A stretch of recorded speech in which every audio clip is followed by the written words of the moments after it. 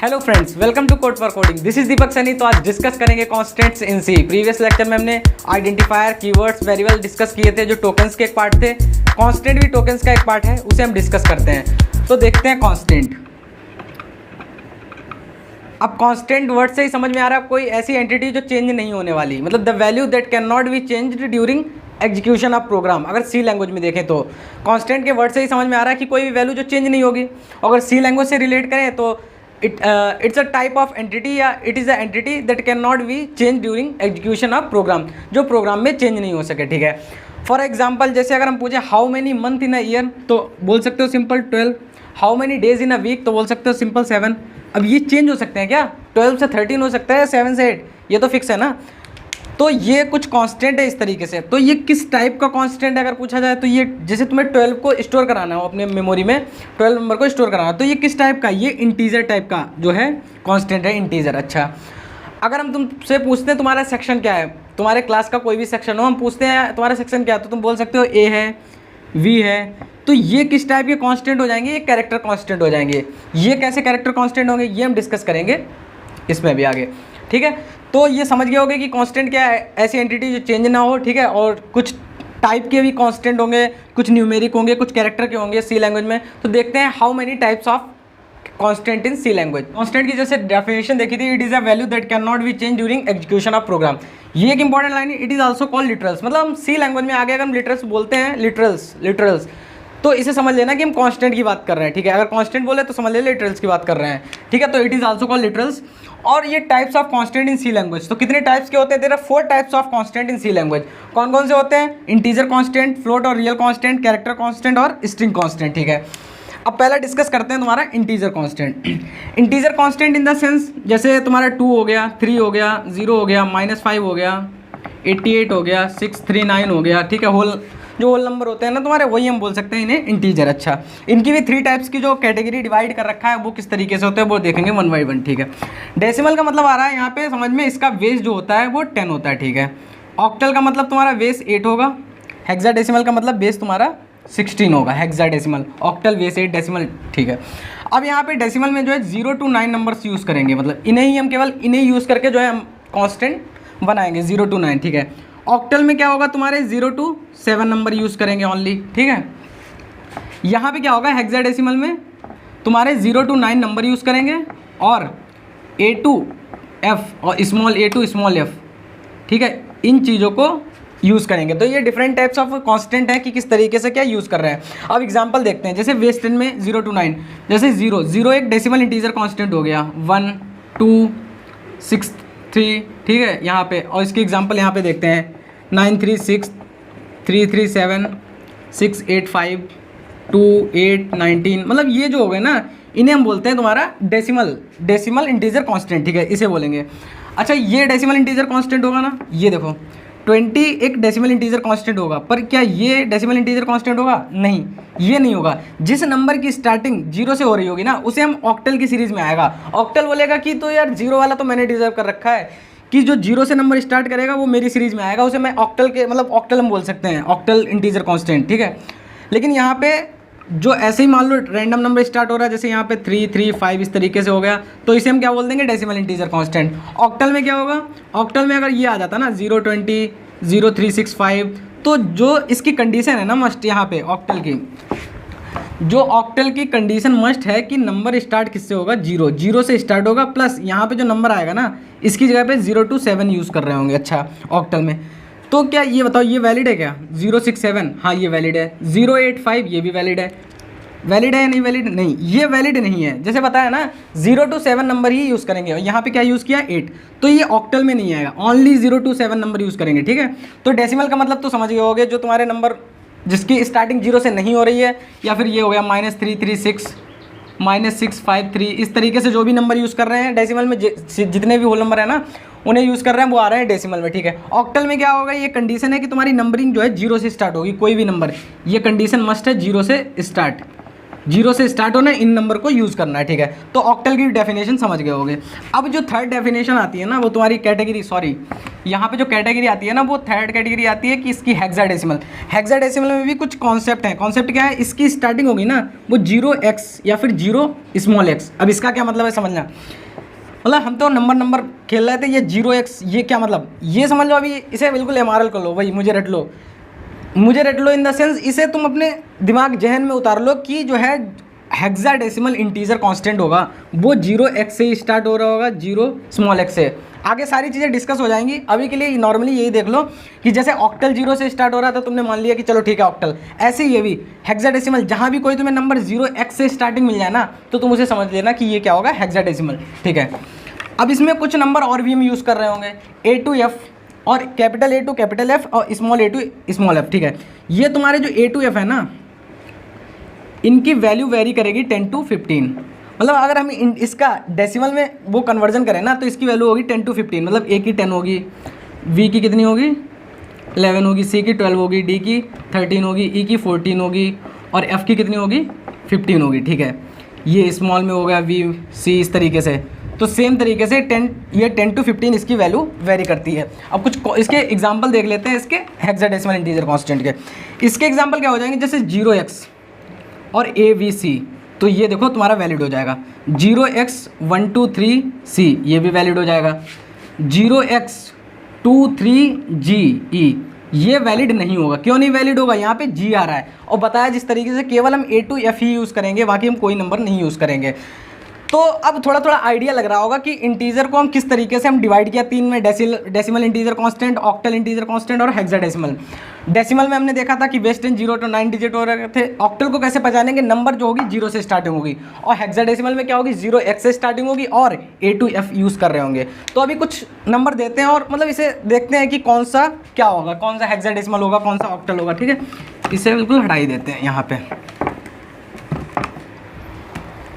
अच्छा, उससे पहले एक और इम्पॉर्टेंट बात बतानी थी, क्या कि जैसे ये हम लिखते हैं ना 10,000, सॉरी हाँ 10,000।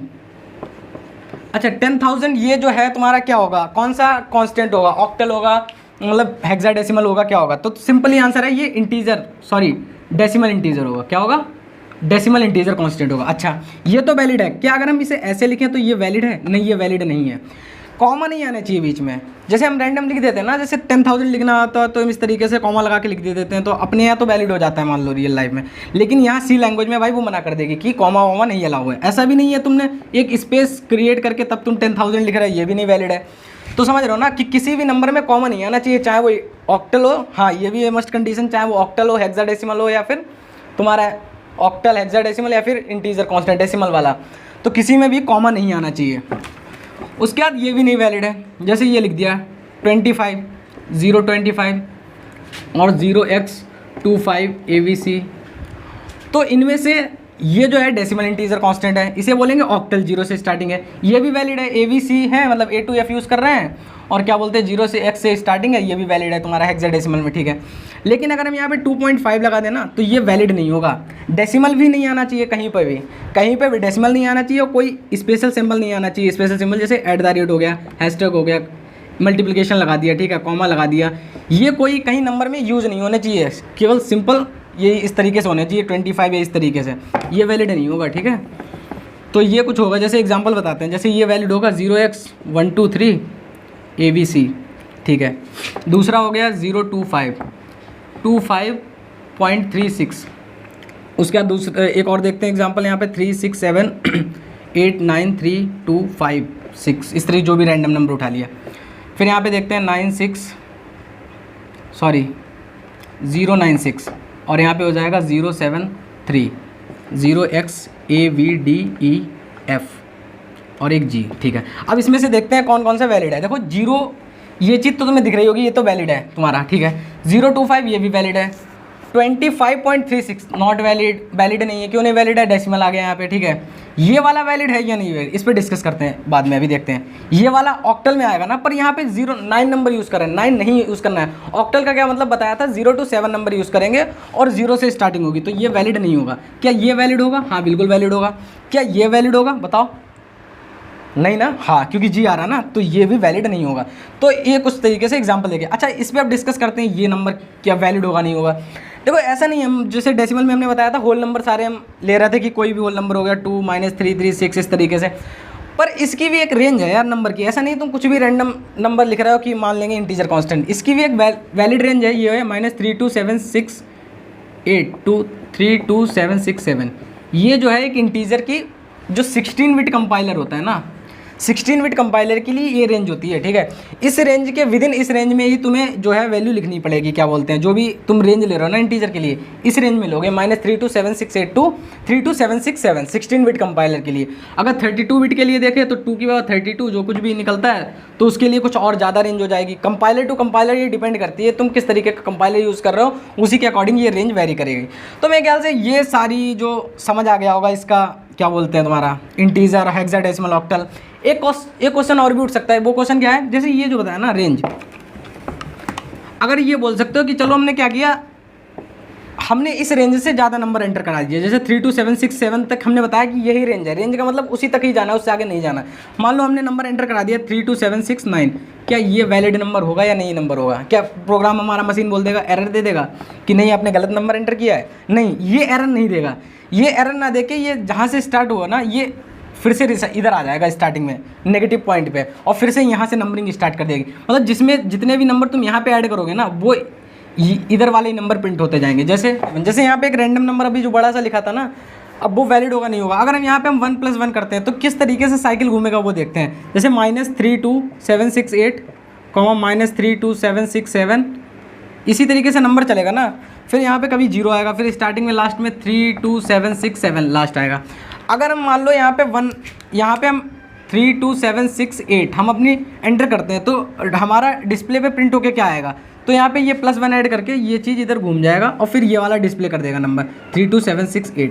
मतलब हम नंबर तो ये ऐड करेंगे, एंटर करेंगे, पर एंटर हमारा क्या आएगा, ये आ जाएगा। मतलब हम प्रोग्राम में अपने नंबर इस नंबर को प्रिंट कराना चाहेंगे पर ये नंबर प्रिंट हो जाएगा। अगर हम आउट ऑफ रेंज जाते हैं, अगर मान लो हमने यहाँ पे +2 कर दिया तो यहाँ पे ये 1 और 2, तो ये वाला नंबर प्रिंट हो जाएगा 767। मतलब एरर तो नहीं देगा ना, वो साइकिल इस तरीके से जो है रिपीट होगा। इस तरीके से 3 कर देंगे तो 3 वाला नंबर प्रिंट हो जाएगा। इस तरीके से जो है ये चलेगी। ये रेंज का भी कॉन्सेप्ट अच्छी तरीके से डिस्कस करेंगे। अभी के लिए इतना कंफ्यूज होने की ज़रूरत नहीं है कि क्या ही रेंज आ गई।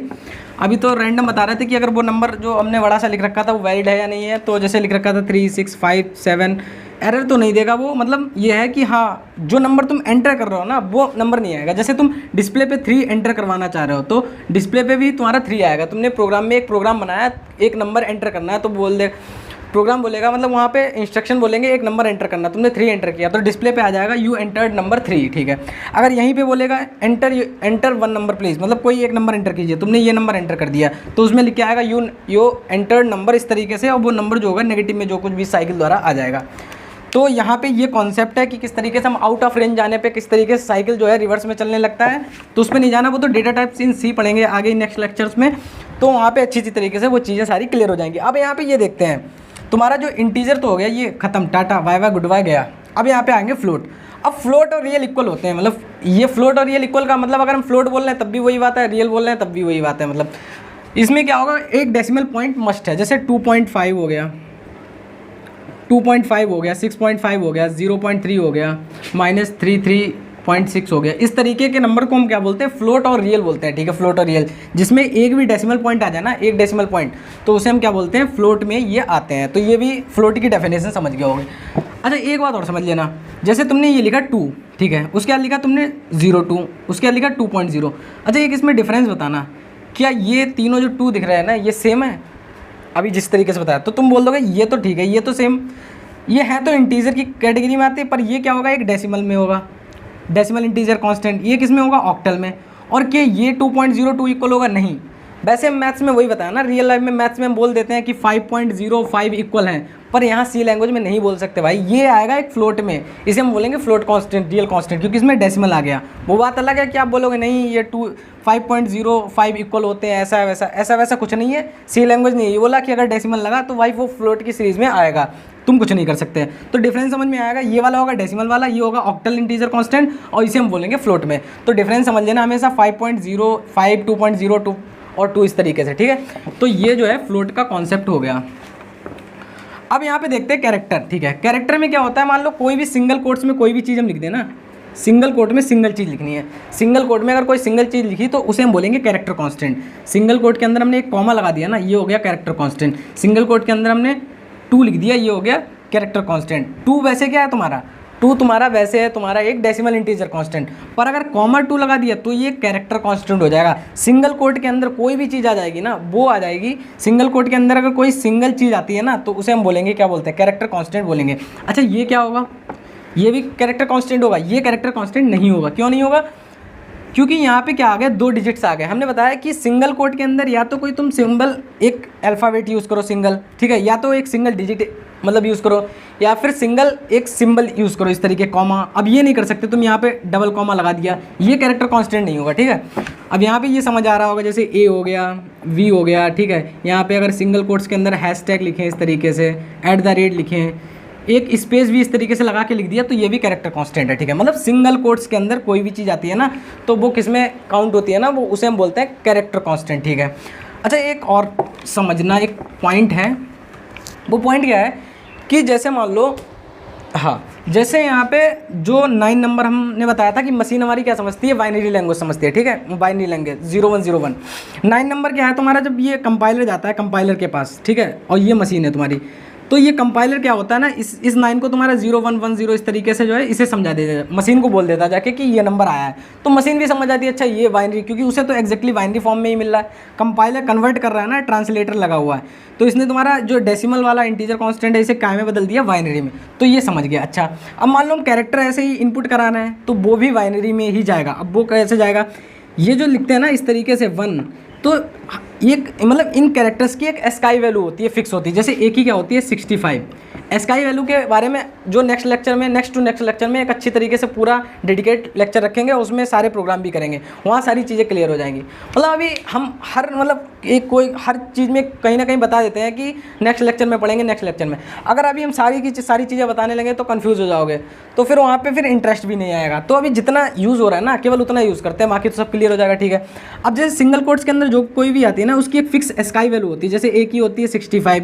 ऐसे भी रैंडम जैसे इसके अंदर 1 आ गया तो इसकी कोई फिक्स और दूसरी वैल्यू होगी। अब ये देखो ये टेबल दिख रही होगी तुम्हारे सामने एस्काई वैल्यू की।